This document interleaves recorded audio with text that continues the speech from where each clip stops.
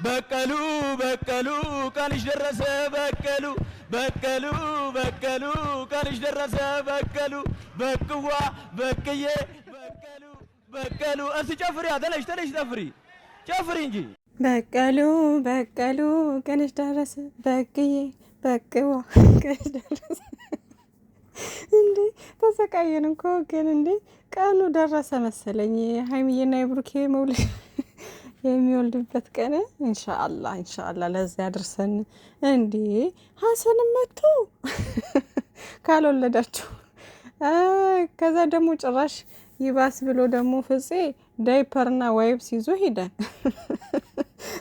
ኧረ ተው እንዴ ልጆችን እኮ መቀመጫ ሳጣችኋቸው እንዴ።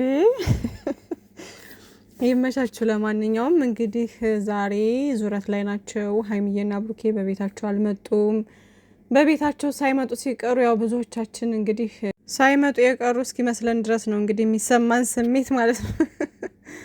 እና ሰምታችኋል። ሀይሚዬና ብሩኬ በጣም ተናፍቃችኋል። በቤታችሁ ኑልን። ነገ ኢንሻአላህ ነገ ይመጣል ኢንሻአላህ በጥሩ ሁኔታ ማለት ነው።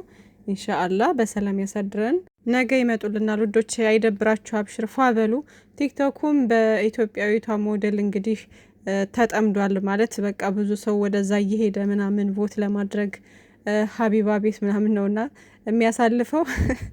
ቲክቶኩም አሁን ላይ በቃ አቴንሽኑ ወደዛ ሆኗል ይመስለኛል አብዛኛውም ማለት ነውና እኔም ገባ በሚል ሰዓት እያገኘኋት ነበር። ሀቡን ቲክቶከሮች እንዳለ ተሰብስበው ያው ቮት እንትን እያደረጓት ነው። ግን እንደው በጣም ይገርመኛል የምር። አሁንም ያው በእርግጥ እኔ ኤርትራውያኖችንም እወዳቸዋለሁ፣ ከማንም ጋር ጥላቻ የለብኝም። እኔ ግን እንደ አንድ ሀገር ስታስቡት አሁን የኛ ሀገር በቁጥር ብዛት እንግዲህ ብዙ ነን፣ ገባቸው አይደለ? በጣም ብዙ ነን። ሁሉም ሰው ተረባርቦ ተባብሮ ይችል ልጅ አንደኛ እንድትወጣ ቢያደርጋት ሀገሯን ብቻ ሳይሆን የምታስጠራው ለእሷ ራሱ የሞራል ካሳ። እንዴት ነው የሞራል ካሳ ስላችሁ ላይክ ይሄ ነገር በዚህ ነገር እህቷን እንትን ልትል አትችልም፣ ልትተካው አትችልም። ግን ቢሆንም እንኳን ቢያንስ ካለችበት ሀዘን እናንትን በተወሰነ መንገድ ትረጋጋለች ብዬ አስባለሁኝ። ያሰበችውን አላማዋን የለፋችበትን ውጤቱን ስታይና ፍሬውን ስታይ በጣም ደስተኛ ትሆናለች ብዬ አስባለሁኝ። እና ከምንም በላይ ይሄ ነገር ነው እኔ ከምንም በላይ ማለት ነውና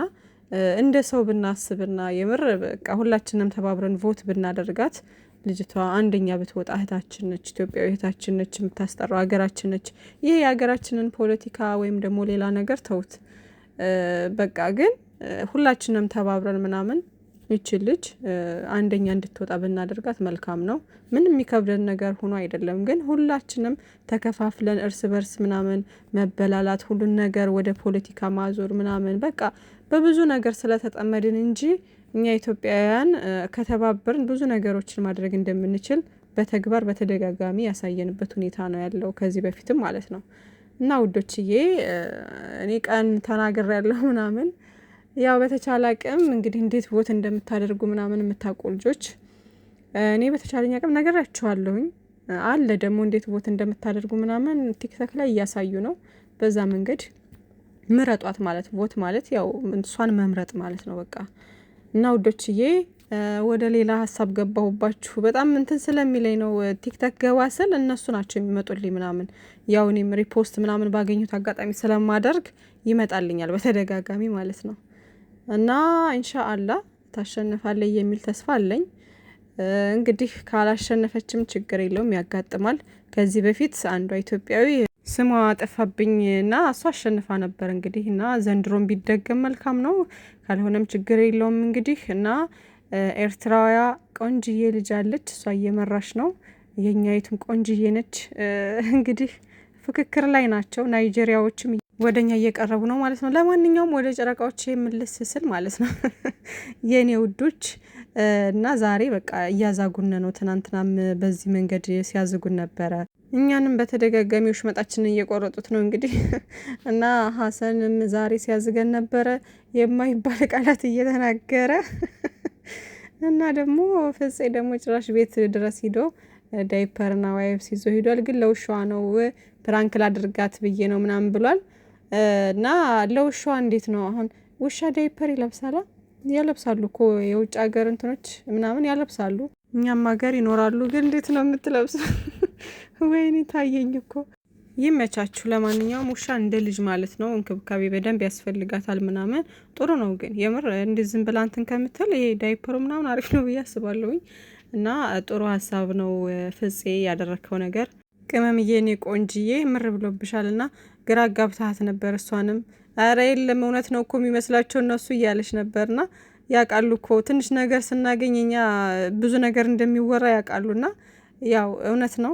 እውነት የሚመስላቸው ሰዎች አይጠፉም እንዴ ምናምን እንኳን አይደለም እንደዚህ ተብለው ይቀርና ዝም ብለው ራሱ ያልሆነ ነገር እያሉ ነው። ከዚህ በፊት ራሱ እንደዚህ በወፈረች ሰዓት ምናምን ውፍረት በጨመረች ሰዓት ወፍራለች፣ እርጉዝ ናት እንዴ ምናምን ሆዷን ሞላ ካለ አረገዘች ማለት ነው፣ እንደዚህ ነው በቃ ብዙ ነገር ነው የሚባለው የነበረው ማለት ቲክቶክ ላይ እኔ በተለያየ መንገድ አያለሁ ምናምን። እና የሰው ልጅ እንኳን አይደለም ትንሽ ነገር አግኝቶ ይቀርና ዝም ብሎ ችግር የለውም እኮ ይሄ ጥሩ ነገር ነው። ግን ደግሞ ዝም ብለው እንደው በባዶ እንደዚህ እንትን ማለት ማውራት ጥሩ አይደለም።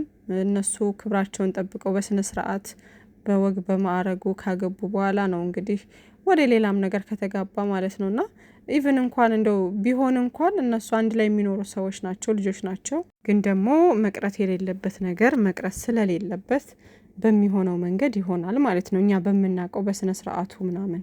እና እነሱ ደግሞ በደንብ ያውቃሉ፣ አስተዋይ ልጆች ናቸው። እንዴት ምን ማድረግ እንዳለባቸው ምናምን በደንብ ነገሮችን የሚያውቁ ልጆች ናቸው ማለት ነው። ስለዚህ ሰው ግን ባየው ዝም ብሎ በቃ እንደው ባየው እንኳን ብቻ ሳይሆን ማለት ነው እንዲሁ ዝም ብሎ አይቶ በራሱ መላመት ብዙ ስም ይሰጣቸዋል። ሱብሃንአላህ እኔ በጣም ነው የሚገርመኝ።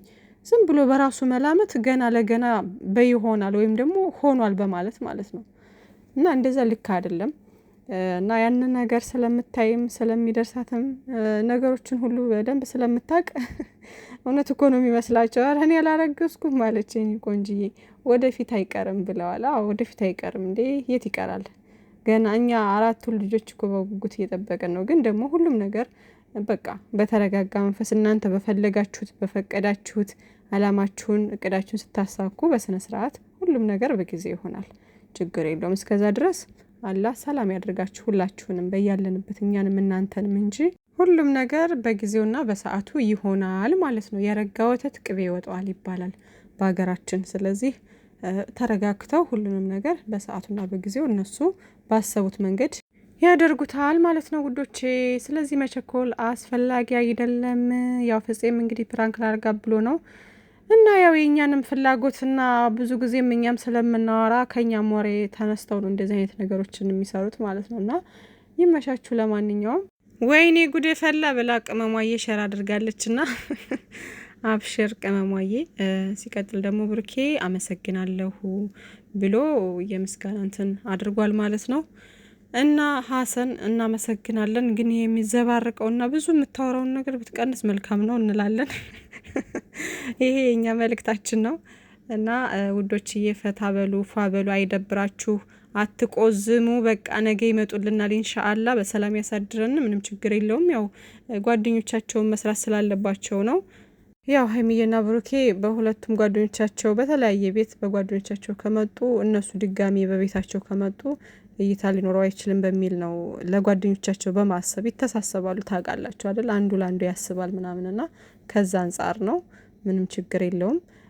ላይመቻቸውም ይችል ይሆናል አናቅም። ስለዚህ ነገ ይመጣሉ ኢንሻአላህ ማለት ነው። በነገራችን ላይ ማለት ነው ከብሩኬ የያዝኩት ነገር ምንድነው፣ ሀሰን ሲጠይቀው የኔ ትዳር ቆሎ ነው እንዴ በየቦታው ምበት ነው ያለው ነገር በጣም አሪፍ ንግግርና የመልስ ምት ነው ማለት ነው። ገባችሁ አይደለና ከዚህ በፊት ስራ በሚሰሩ ሰዓት ምናምን ፐርሰናል ህይወታቸው እነሱ በዚህ ልክ እንትን አይሉም አደባባይ ላይ እያልኩኝ ነበረ። እና እኔም ብቻ ሳልሆን ያው እንደኔ ሀሳብ ያላቸው ብዙ ነበሩና ምን ልላችሁ ነው ውዶቼ፣ የራሳቸውን የሆነ ፐርሰናል ነገር እንዲህ አደባባይ ላይ ምናምን ነገር በዚህ ልክ እንደዛ አያደርጉም። ገባችሁ አይደለ?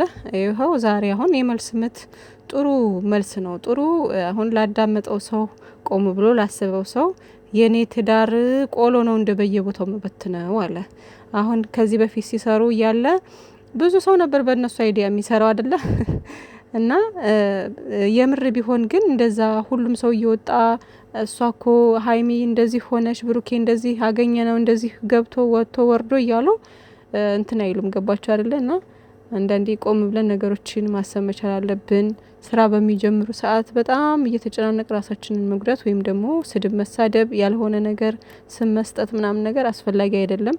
አስተያየት ብቻ ጥሩ የሆነ አስተያየት ብቻ መጻፍ ወይም ደግሞ መናገር ይቻላል እንጂ ከዛ ውጭ ግን አስፈላጊ አይደለም ማለት ነው። እሺ ውዶቼ በዚሁ አጋጣሚ